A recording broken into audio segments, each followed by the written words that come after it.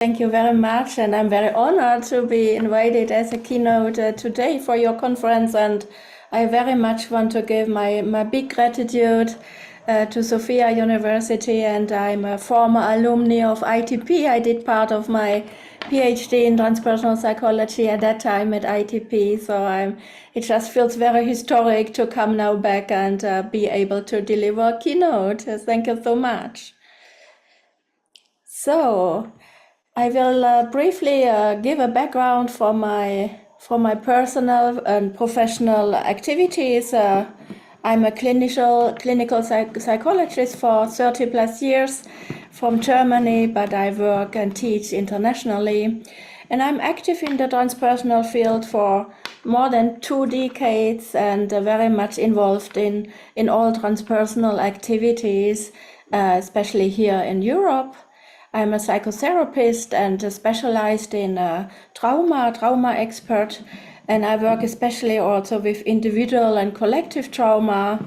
Now my later work, I would say I'm moving from a clinical oriented work to more like a global healing work, and so the topic of well-being and peace of this conference is very much in line with my work and with my own development also.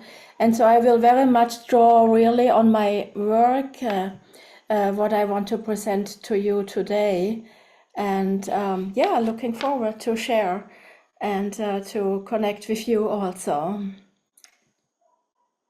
And I want to just invite you all to just come in the body, a moment of becoming conscious, maybe just feeling how you breathe and how you sit there, where you sit there, in person or online.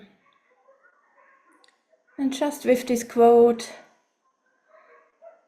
from Lao Tzu, when you touch one thing with deep awareness, you touch everything. Just becoming conscious of the bigger picture of things. And this is very much also what I try to bring across today, from the individual to the collective to the planetary and to cosmic consciousness in relation to well-being and peace. Outline about this talk. The first part will be more oriented from duality to interconnectedness based on my clinical and shamanic work, and the second part will then move more into cosmic consciousness, drawing on different scholars in regards to evolutionary oneness. And so I guide you through the process in that way. I very much work with the metaphor of we are in a birthing process at the moment in this time, in this urgency of these times where we live today, also compared to a hero's journey, the urgency to evolve and to see the world crisis also as an opportunity, as a birthing process. Barbara Max Hubbard, for example, coined the term the birthing of a universal humanity to bring spirituality into humanity and to help heal planet Earth.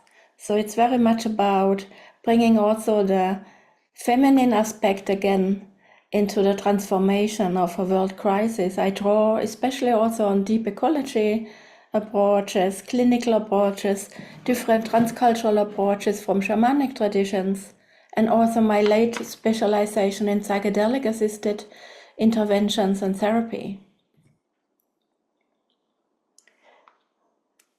We are in a global crisis and a global destabilization, which is also kind of creating more and more tensions, of course, examples of war, examples also of natural disasters. And I just want to bring one example, like a Tao, a metaphor for Tao, in relation to the glaciers in Ladakh, in Tibet. I just saw a documentary where the village people up there in the mountains, the glaciers are melting, and so they don't have drinking water anymore and are not able to live there in their natural environment. We have the same phenomenon also here in Europe, for example, in the Swiss Alps. 1/3 of the glaciers is lost and especially 10% in the last 2 years. That's pretty extreme. Me personally, I live in the Netherlands, which the country is below the sea level, and the prediction is that if the sea levels rise more, which is very, very likely, Netherlands will be gone. So kind of playing around with these polarities, what is happening around us, as one example of many other examples of crisis. Nevertheless, also looking at the power of a crisis always as a possibility also to come together for change. A crisis as the opportunity and development. I specialized also in disaster psychology, so I'm drawing on information also and interventions regarding disaster psychology. And the important terminology there is bouncing forward, that we cannot bounce back to a pre-disaster norm, versus we need to bounce forward to a newly developed form. It includes a resilience approach, moving through turmoil. It includes also the potential for post-traumatic growth and opportunity for psychospiritual development. To give a little bit flesh to the bones, just as one example of a transformation through a vast crisis, just briefly want to mention my own, like maybe biggest life crisis so far. I experienced the survival of the 2004 Asian tsunami in Thailand, where I had a full near-death experience and really experienced the gift of the second life in this lifetime. And it is really a lived-through experience on a spectrum of one, on the one spectrum, like a peak experience of an experience of oneness with everything, with the tsunami, with the whole universe. And then on the other hand, the experience of when I came back on land like a miracle, being exposed to millions of people who died and totally destruction of the environment. So for me, this metaphor is very much holding the whole experience of life and death, and even rebirth experiences of humanity, which is an archetypal pattern in navigating crisis and potential further development. I want to share the one and only poem that I wrote about my tsunami experience, just as an example of transformation through crisis.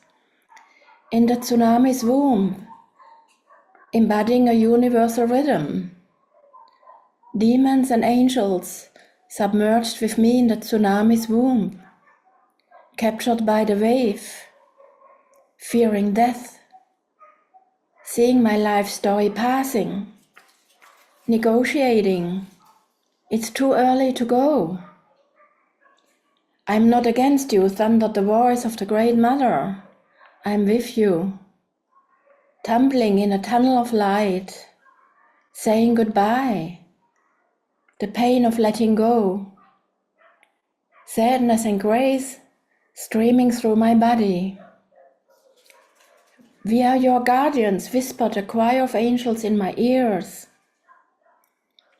hearing a sound of pure love, embodying the rhythm of death and life, the universal rhythm of all that was and ever will be, embodying my destiny, born into a new life out of the tsunami's womb. That's like one integration of this vastness of the tsunami experience, which then led also as another outcome of my survival. The calling was then not to be only a clinician, a scientist, but also to specialize in spirituality. And that's when I did my PhD in transpersonal psychology in California. So that's a very important turning point in my life. So what can help us to work with these archetypal patterns and rhythms to guide not only individual, but also really collective and global processes of crisis. And I believe this is helpful to look at what can we do actually right now, also in our current life situations. Paul Ruskin is an eco-psychologist also and philosopher here in Europe. And he wrote the book Journey to Earthland. And he very much emphasizes that our usual business must fall. And what is interesting here, that what he emphasizes, that it is important that we find a way of grieving, also grieving what has happened, also grieving what we as humanity have done to planet Earth, and that can also help, or could help, initiating further transformative processes in order to change something in the human and Earth relationship. And here we stand still, and it's getting more and more burning. And he emphasizes very much to understand the Earth as our home and to take care about our home. We are citizens of the Earth. We share the same fate. If we destroy the Earth, we destroy ourselves. We are threatened by nuclear ecological disasters, extermination. He writes, the Earth commands through life, humanity through consciousness. And this is kind of the key through my talk today. He also speaks about this term, how humanity is on a level of barbaric self, egocentric barbaric self, that we have lost in modern times the connection to the bigger picture of life, and that it's very important to find shifts in consciousness. And many other scholars, especially deep ecology like Joan Macy, of course, write about such approaches, that we need to find a new way that we can honor all life, all relations on Earth beyond humanity, such as World as a Lover, World as Self from Joan Macy, that we can find a way coming home to our nature, to the human nature, and at the same time to the nature, homeland Earth. This also implies, I will come later to that, to intertwine ontology and epistemology, like being and knowing as one. And that would be like sacred embodied science, like Anderson and Broad coined this term in transpersonal psychology. I'm very much specialized as a Jungian psychologist in archetypal psychology. And Jung 1920 wrote that we in modern times suffer from a dissociative disorder. This is our cultural complex of modern times, but also to see that as an archetypal trauma. And here very much we can learn from trauma healing approaches, from disaster psychology approaches, to see how we can actually transform out of these dissociative states as humans. And how much we have lost our connection to ourselves. Especially Jung emphasizes how we have lost our connection, especially also to instinctual knowledge, where on such a level we can connect and remember our interconnectedness with nature and all life forms. Here's also a relation to trauma research, epigenetic research especially, where we can show nowadays in regards to, for example, like severe collective trauma experiences that can lead to changes on the DNA over generations. Also, of course, clearly implying that severe, huge collective trauma experiences will take long time to heal. All this is very relevant at the moment to find ways to come out of this crisis. Jung speaks about the Earth has a soul. He is kind of promoting to see everything as a soul. He uses soul, psyche and spirit somewhat interchangeably as psyche. And the Earth, nature itself, is also soul. The Earth has a spirit on her own. Nature is not only matter but also spirit. And in that way, Jung considered natural life as nourishing soil of the soil of the soul.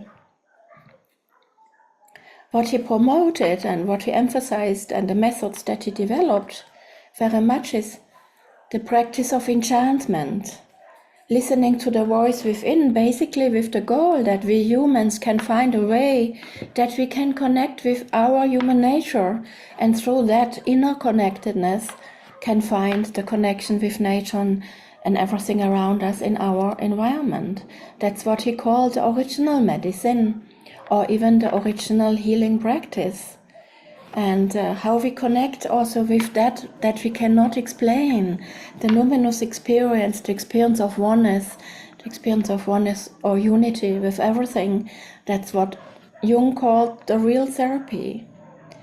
Ego dissolving beyond our ego, experiences of death, near-death rebirth towards an infinite wholeness experience. Of course, Jung then developed further methods very much working with dreams, especially to revive and support to remember how we can access the vaster knowledge that we have in our system, on our DNA, very much working with dreams to open doorways to our archaic mind and much vaster information. Working with expanded states of consciousness is in that way one of my specializations, with the goal on the one hand to, for example, help heal trauma in its widest sense, and on the other hand, on the empowerment and resilience level, to help actually open resources that we have in our human nature to develop and awaken to a much wider understanding of consciousness and life itself. Just to play around with some tiny working definitions. So my focus is from consciousness constrictions to consciousness expansion. Pierluigi Latuada, for example, stated, when you change your state of consciousness, you change your life. Glenn Hartelius writes, states of consciousness are a doorway out of the narrow, limited stories that we are, and they are a doorway into body, soul, and the dreamscape of who we can become. Here is also then an overlap from working with dreams also to neuroscientific research, and especially here my specialization with psychedelic science, that we can show that states of dreaming and states of psychedelic science are very similar, and in that way it is very valuable to use such methods also with substances, with non-substances, to help expand our consciousness for healing and for further awakening and spiritual development processes. This is the work that I developed in the last about 20 years here in Europe. I'm in the leading pioneering teams here in Europe, in Germany, Switzerland, etc., who work since the 60s in Switzerland, the Swiss Medical Society for Psychologic Therapy, Psychedelic Therapy, since the 60s are continuously doing research, developing therapy manuals, very much specialized in really clinical intervention with psychedelic work. And then I worked many years in the Mind Foundation for Psychedelic Science in Germany, and developed programs for integration and harm reduction in the work with psychedelic science. So lately this has become like a specialization. For me, not so much anymore in the clinical sense. I kind of don't work anymore in the classical clinical sense in the university hospital, but rather nowadays in the level of empowerment and multiplicator work of becoming ambassadors for global well-being and peace. I will come later to that. So what I promote here also in the work with psychedelic science is also to use it wisely as one method, allowing us potentially to help us expand consciousness and contribute to a transformation potentially of this world crisis here. Just giving some examples now also from this work, like the interconnected mycelium as the largest organism on Earth. I'm specialized in psilocybin mushroom work here in Europe, in Netherlands. Psilocybin mushroom for personal use is legal, so we can use it in that way of self-work and psycho-spiritual development. And in that way, I promote it as a path of spirituality and culture.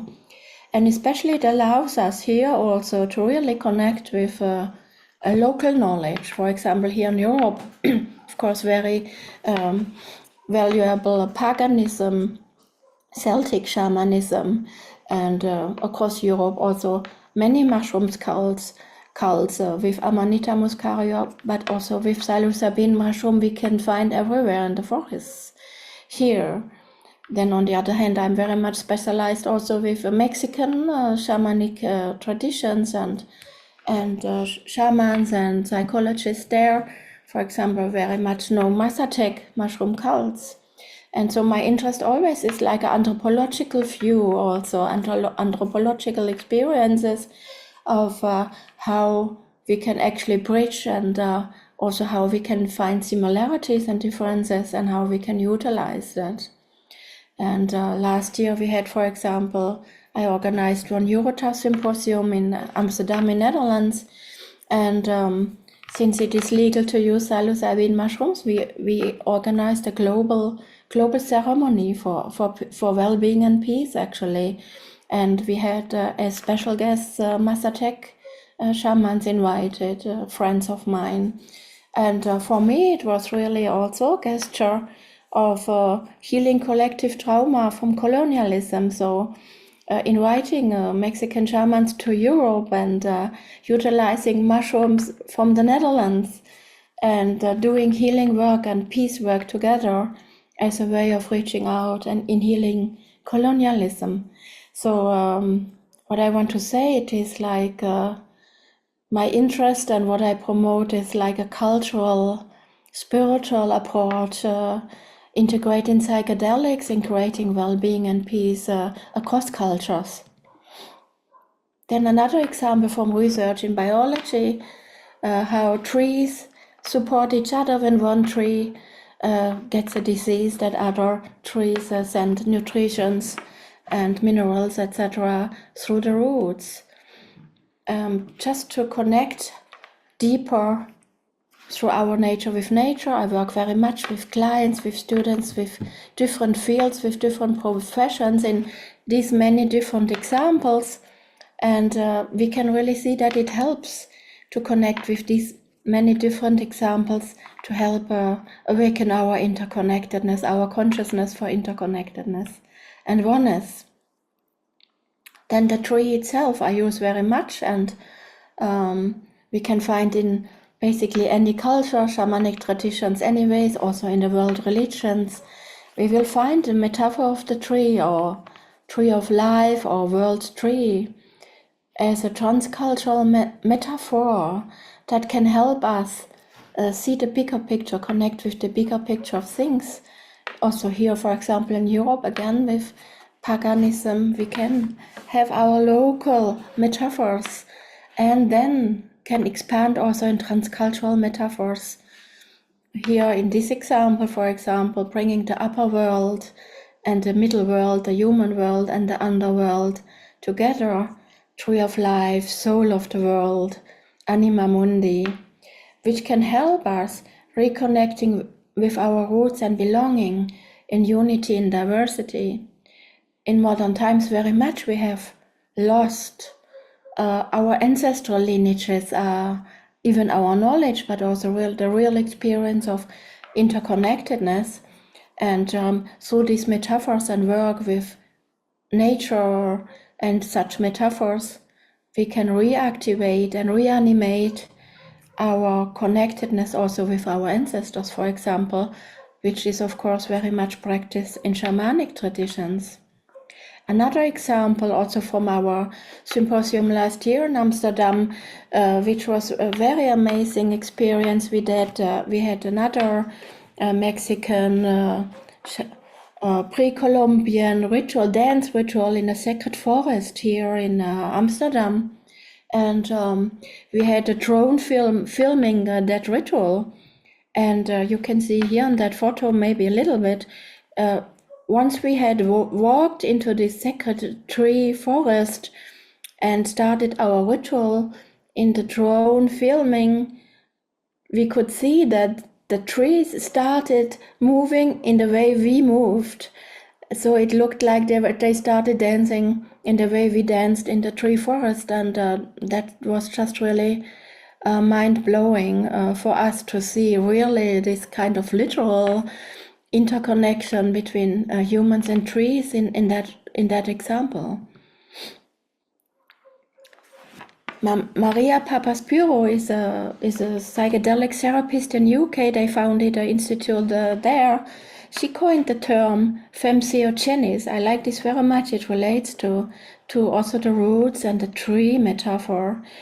She coined the term as femsiogen, meaning feminine, and entheogen, plant medicine, sacred plant medicine, and emphasizing that, especially, for example, in the example of psilocybin mushroom, we can show that it is enhancing our feeling of interconnectedness, also in relation to neuroscientific research showing enhanced interconnectedness in the brain. And so she translated, also from a depth psychological perspective she translated this phenomenon of enhanced interconnectivity, for example, from the psilocybin mushroom, as an enhancement of relationship, and then to see the quality of relationship as female, like the mother and the baby, or the pregnant mother in the womb. Without a relationship, there would be no life. I like this metaphor in that sense of a female quality of care, I would say caring for a relationship, and how the metaphors of a tree, as one example, or the metaphor of a psilocybin mushroom, potentially can help collectively also to revive our caring for relationships, which potentially could make a huge difference in our world crisis situation.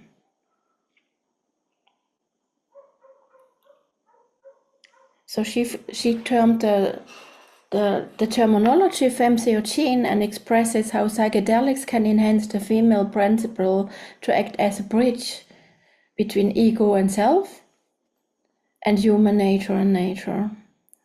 And I see this as kind of a core, a starting point of a potential change of our world crisis. It has to start inside us as humans, and from that place that we can evolve further, to learn to care for all relations.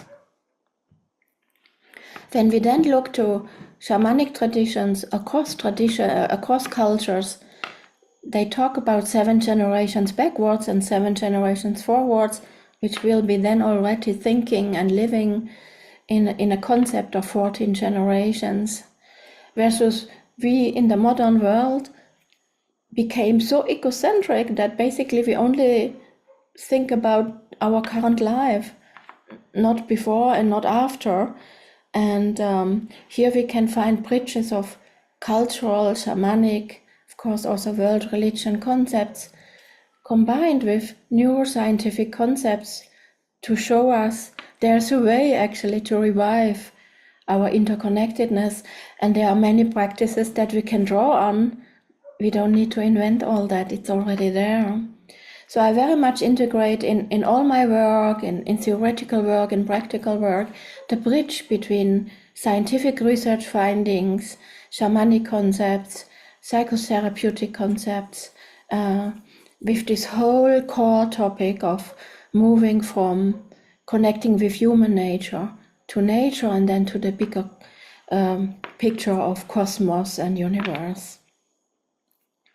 This is, of course, very much then again also feminine principle, as Maria Papaspuro emphasized the female quality of caring for relationship, to bring in much more the focus of an earth-based indigenous emphasis. And here a core concept will be, that can be translated in other cultures also, the concept of, for example, Mitakue Oyasin, would be a native Indian concept in that way, also found in Middle South America, caring for all relations. All are related, all are my relations. And here the emphasis that I like so much that I feel we need to emphasize for us humans, it has to come through the heart. That means I have to feel it. I cannot only think it with my mind. I have to feel also. And from that feeling then comes a caring, naturally a caring for all relations. And that would then, all relations would include all life forms, also the plants, the minerals, the whole cosmos. It includes then also the ancestors, all the generations backwards. It includes the children and future generations all the way forward. And here transpersonal psychology has a lot to offer, so I clearly promote, of course, a transpersonal perspective, an integral transpersonal perspective in its widest sense for theory, practice, and research. Especially, of course, one concept is like a core concept of interconnectedness. Everything is interconnected, everything impacts each other. And in such a concept, we acknowledge all dimensions of life, body, mind, spirit, the socio and cultural, the transgenerational and transcultural aspects. We include the emotional, the psychosomatic and interpersonal experiences and aspects, as much as the spiritual level and the ecological and cosmic consciousness level. And then one point of expanding consciousness and including healing would be the work with expanded states of consciousness.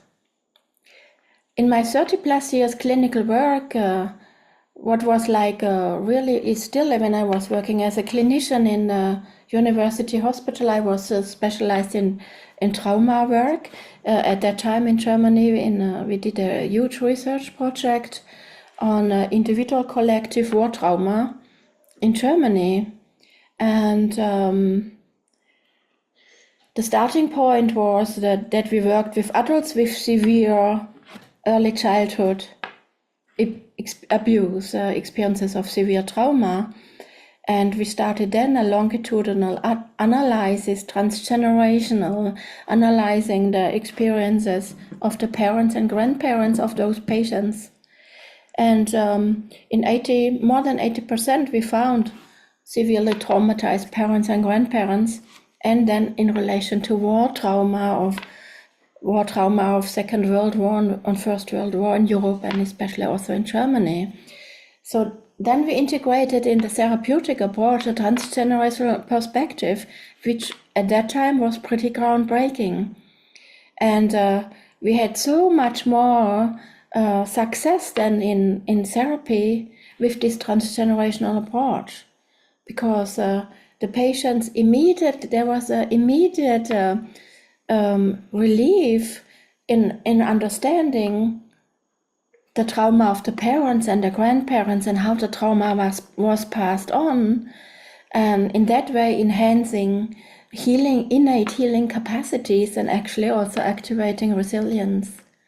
So in trauma work, very much what stood out was when patients are able to move beyond their own story, that it can enhance healing and well-being, in the sense of often it can be feelings of guilt and shame, and also feelings of failure. I'm not able to process that. I'm not good enough to heal from my trauma, etc., versus to say, oh, trauma has been passed on over generations, and I am also the outcome of transgenerational trauma, and I will do everything I can to be able to heal and transform that. So that was very, very empowering for the patients and also for us in this research study. So very much it enhanced actually the findings from shamanic traditions that we know anyways, but also world religions that will speak about things like the tree of life, our roots and belongings that go much way beyond our current life. And then also neuroscientific research such as epigenetic research showing impact of transgenerational trauma on the DNA. So this became then kind of my life's work, I would say, like 10-15 years ago. That was very much then the expansion from working on individual trauma to collective trauma healing, to transgenerational trauma healing. And very much, of course, including the ecological perspective that came over time. And that was like a dedication of expanding. So I would say what I bring, what is my life's work and my life's contribution, expanding existing concepts, expanding mainstream clinical approaches, integrating ancient wisdom traditions, spirituality with modern science, medical, psychological, anthropological approaches. So this is kind of the outcome of all this work, an expanded transpersonal framework that can be applied clinical, but also non-clinical for psychospiritual development, for global awakening processes, and in the end, I would say actually as a development of peace globally altogether. It includes all the dimensions, the somatic, the body anchor, the transgenerational, transcultural collective perspective, the deep ecology perspective, a cosmic universal unity, understanding about everything is connected even beyond planet Earth. Then transformative catalyzers, all kinds of methods, transpersonal or beyond transpersonal, and that it needs or can lead to a conscious way of living locally, globally, and unity in diversity. That will be later on more information to that.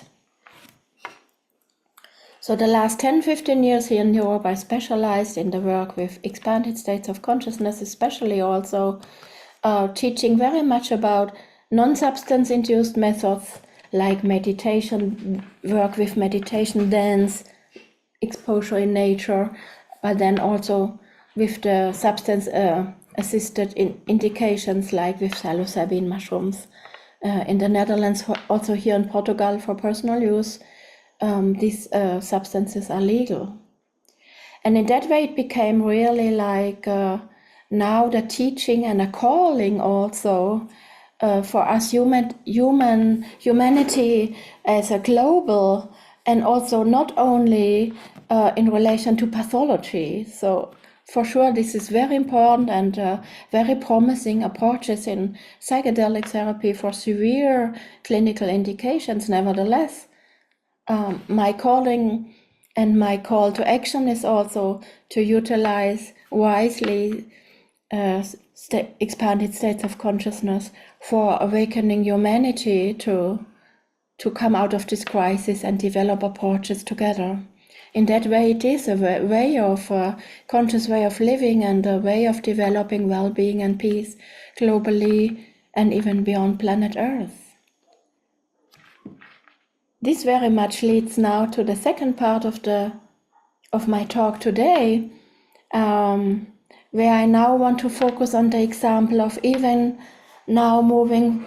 So the first movement is from duality to interconnectedness, and now the second movement, the second part of my talk, from interconnectedness to unity or oneness, even beyond planet Earth, a cosmic consciousness, a cosmic universal consciousness. And here also to really bring explicitly this call of regeneration of science with spirituality. So I would say in this second part of this talk, I very much want to promote a call to action that we need to regenerate science with spirituality. And here again, transpersonal psychology, with many different examples, of course, has a lot to offer. And so here I especially draw now on Erwin Laszlo's work. I will come to that in a moment. And he coined that slogan, that call to action from oneness, unity of consciousness to cosmic consciousness in the all-one quantum universe. And just to make the point and to give also practical examples from phenomenology, I'm specialized in phenomenology as a research method, as a philosophical concept. Also in therapy I use it. Here very much I want to just briefly mention a really interesting new research done by Xavier Bronlent and Pierluigi Latuada, also in collaboration with our Eurojust Department of Transpersonal Research, where I'm the chair, developing a phenomenology of spirituality. That was like a first research example published last year. And if I just boil it down, the main interesting finding for these talks was out of this research exploring the different layers of the phenomenology of spirituality, two main factors came out. On the one hand, it was that people have the experience of a spiritual representation, and then on the other hand, the spiritual experience itself and its integration. What stood out for me as I understood that research also, and that's very interesting for me, and I feel that can help us lead and develop further concepts, that the question analyzing the findings was actually that people need a framework to integrate spiritual mystical experiences, also even if it's induced through psychedelic interventions. And I think this can become a key point also maybe in addressing the world crisis, and how can we develop global concepts that might help change the world, that it actually needs a framework, a concept for people, for example, who have not a spiritual background, who have not a spiritual tradition as from their home, to say what kind of framework can we offer that enables us to include spiritual mystical experiences in the way also that it can help for transformation. Items that were significant and that they stood out, for example, the human being is a unity of body, soul, mind, and spirit. Another significant item was spiritual experience coincides with the experience of unity of being. And a third significant item, the spiritual experience is the inner and outer experience that involves oneness, oneself, and the universe. I found that really very stunning how out of the analysis of these spiritual experiences, already we can here connect many philosophical concepts, findings from research, neuroscientific research also in relation to spiritual mystical experiences, and a clear plaidoyer that especially I think also phenomenology can help us really cluster these experiences and develop concepts further.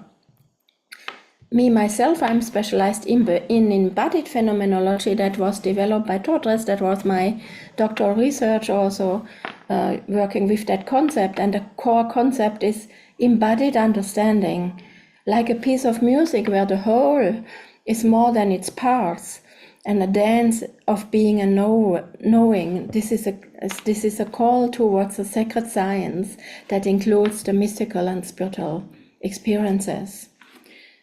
Another example, also drawing on phenomenology to help us cluster spiritual mystical experiences, is for the article from Steve Taylor last year, putting together the concept of perennial phenomenology. He coins perennial phenomenology offers a nuanced form of perennialism that focuses on spiritual mystical experiences across traditions rather than the teachings and beliefs of different religions, which I think is very much important nowadays in modern world, where a huge part of population will not have any more spiritual tradition behind them, and will not have a concept to integrate such experiences and such concepts. He distilled certain factors that he saw also in different research studies. They found that these aspects lead to enhanced well-being, transcendence of separation, unity, compassion, that it leads to awakening processes such as increased awareness, compassion, connection, well-being also. And then he talks about a wakefulness, a natural mystical experience beyond even a spiritual idea. also often can be activated through art or poetry, social activism. And he addresses explicitly also mystical experiences of children as another cluster or in such a concept. Of course, it is not easy. How can we actually express spiritual mystical experiences? What he points out is like there's an ontological significance. Yeah? He found in his research studies long-lasting transformations, a sense of fundamental luminosity, benevolence, harmony, love, interconnection, timelessness, concept of an absolute spiritual principle like Tao, Brahman, God, Vakantanka. However, he emphasizes that his idea or his suggestion is beyond a belief in an absolute spiritual principle, but could be rather also natural mystical experiences. So I feel this kind of phenomenological concepts may help lead a way forward to accommodate a modern life and modern worldviews in preaching these worlds and our experiences with the goal of experiencing wholeness and unity, with the goal of bringing spirituality into science. Then Andre Harvey, for example, 1998, identified in his book Essential Mystics across the world traditions and world religions, just to make the point how much overlap is there across cultures and traditions. In the First Peoples traditions, there's the focus on the intimacy with nature. In, for example, Greek mysticism, the focus on beauty, the way of beauty. Hinduism, the way of presence. Taoism, Tao, the harmony, yin yang. In Buddhism, the way of clarity. Christianity, the focus on love and action. Islam, the way of passion. And Baha'i, for example, would be the way of unity and cooperation for global peace. Another example, Brother Wayne Teasdale from USA, Catholic, a Hinduist monk, Christian sannyasi in the tradition of Pete Griffiths. He initiated interfaith dialogues, and in his condensed work, he really emphasized the call for action to see a shift in consciousness, bringing about an interdependence of all spiritual traditions, bringing us together. And he very much promoted the vision of a new interconnected universal civilization and an emerging unity of consciousness available to all. I find it very much inspiring and help us to draw from many different angles basically to the same thing, to bring spirituality into modern life and modern science. Then Robert Atkins from USA, a peace activist. He's the founder of the One Planet Peace Forum, A New Earth. He wrote this book, Our Moment of Choice. What I like here very much, he emphasizes that we as humans, we have a personal mission and a common mission, and that we need to accommodate both. And that humanity is now in this turning point from a world crisis in a potential further development, that we are entering into a unitive age where humanity potentially can be able to restore a world peace. He very much speaks about bringing a new earth by establishing unity, harmony, and coherence. And he draws on calling this as humanity's sacred mission to create peace on Earth. This next stage in the evolution of the planet will be when the universal rule is carried out on all relational levels. That's his call to action.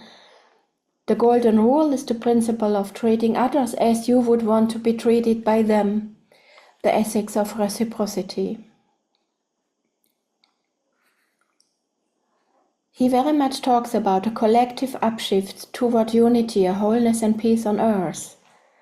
The way of unity is integral to our return and to an undivided wholeness, to nature and to the reason we exist. The goal toward where we evolve is the realization of our unity. When we become the living embodied reflection of the sacred unity around us, we will see the fulfillment of humanity's sacred mission, living with a unitive consciousness, where unity is all there is, and we are connected with all other things.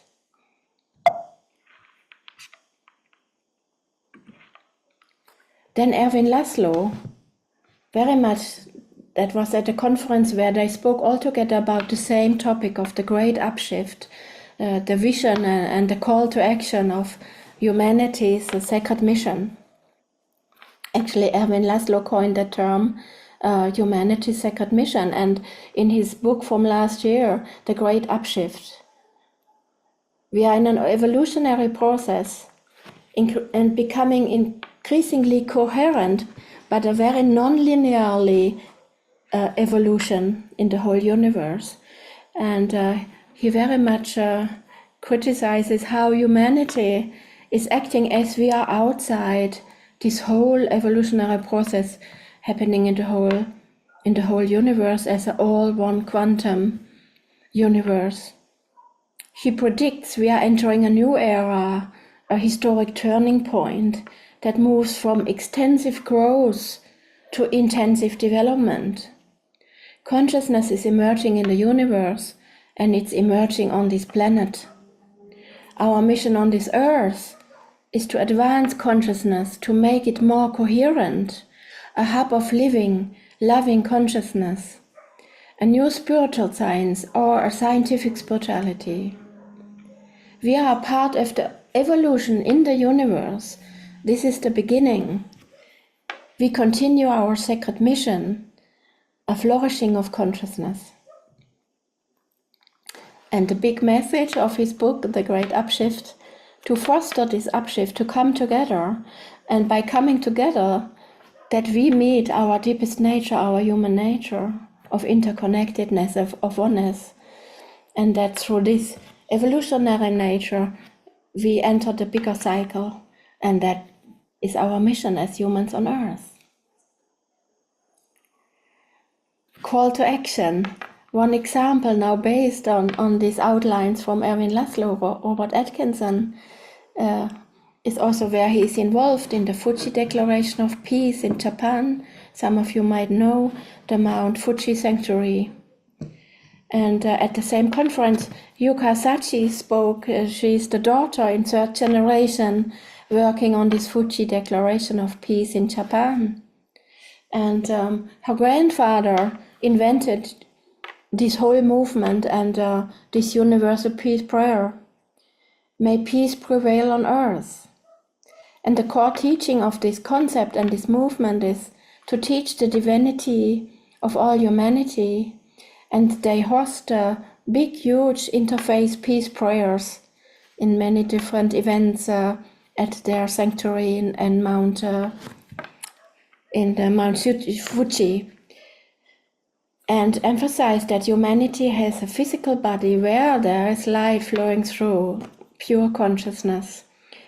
Again, here's the same idea also. We have a personal mission as humanity, and we have a shared global mission as humanity. May our love and our conscience and the oneness with the source be expressed and shown and revealed through our life. Out of this transgenerational work resulted the Fuji Peace Declaration. The core principle, awakening divine spark in the spirit of humanity for civilization of oneness with diversity on planet Earth. And the universal peace prayer is, may peace prevail on earth. May peace be in our homes and countries. May our missions be accomplished. We thank you, guardian deities, guardian spirits. And as a symbol of their action, they developed these peace poles that are distributed everywhere in the world as a symbol of reminding us of these core principles. This is the sanctuary at Mount Fuji, and there are huge events for world peace. Just as really a concrete example, I like that call to action of coming together beyond traditions and across cultures. And so the declaration itself, as individuals responsible for the future of life on Earth, we hereby declare, we affirm the light of consciousness within all beings. We commit to creating lasting peace on Earth. We intend to live and act on behalf of all life. We free the human spirit for deep creativity. We take on the mission to advance a harmonious human civilization. I find that very powerful and kind of summarizes, of course, in their way, in their expression within their concepts. But I find very much we can translate this verbal expression in many other traditions and also in scientific research. So this is very much my closing implication, the point that I want to end my talk. We have born at a critical conjuncture in history, a world transition, and we have the possibility to guide humanity's advancement towards a peace on Earth.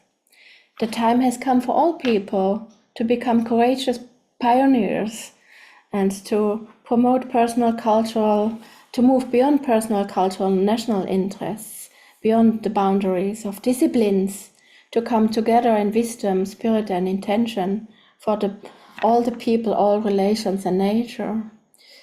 That's the paradigm of a new civilization as a culture of oneness with respect for diversity, with the conscious recognition that we are all part of a living universe, consisting of great diversity, yet embracing unity. We will co-evolve with one another and nature through a network of constructive and coherent relationships. And like a closing metaphor, I want to give you all the hummingbird metaphor. It was coined by Professor Wangari Maathai, a female Kenyan writer and activist. And she coined the hummingbird tale. It is, the scenario is like a big wildfire, and all the animals are paralyzed and don't know what to do and stand there watching the wildfire. And then comes the hummingbird and from the river and brings the drop of water in his beak and flies back and forth and brings a drop of water. And then at some point the animals say, "But what are you doing here? You cannot do anything here." And the hummingbird answers, "I do the best I can in this moment. And this is my plaidoyer, that we all come together and in every moment do the best we can to make our world a better place and to create well-being and peace on Earth and in unity and diversity with the all-living consciousness."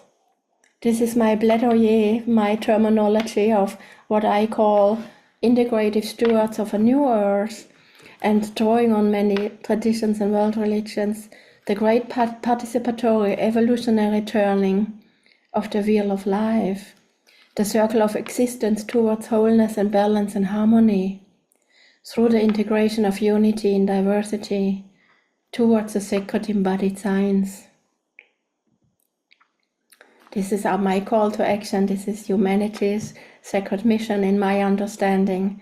Thank you very much. This is based on our work that we do also. This is an invitation to connect with us. We are working on global peace ambassador trainings here in our projects, connected with individual psychospiritual development and research. And please feel free to reach out and connect with us. This is Birthing an Ancient Future. I'm the visionary founder and director. And last not but least, an invitation transatlantic. It would be super to see, I'm sure I see some of you colleagues and friends soon in Oxford at the Oxford Transpersonal Conference, and I just want to reach out transatlantic whoever can come, and also you can join online and to expand our dialogues there. So thank you very much for your attention, and I think there's some time left maybe for question and answers.